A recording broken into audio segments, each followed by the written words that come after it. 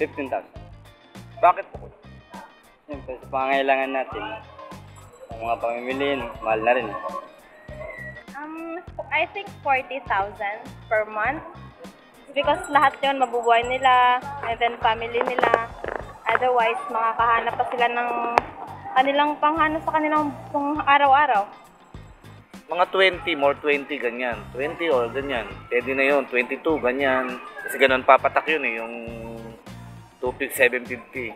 I think sa hirap ng buhay sa Pilipinas, kailangan meron kang at least 150,000 para mabuhay. Kasi sobrang daming gastusin at the same time, pang personal use. So, I think nasa 150 dapat. Kailangan mag-over minimum siya eh.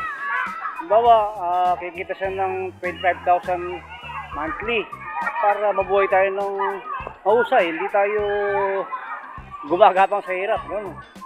30,000 isang buwan dahil sa medyo mataas ang bilihin, gasolina at saka pagkain. Yun. Siyempre, depende sa trabaho, pero para mabuhay ng marangal, dapat siguro mga nasa 30, 40, lalo na kung may pamilya ka.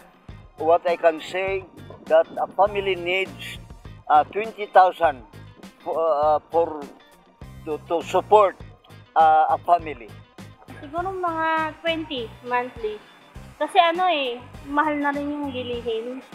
Kaya pagka minimum lang, parang kulang. Sa katulad kong simpleng gwardiya, palagay natin 20,000.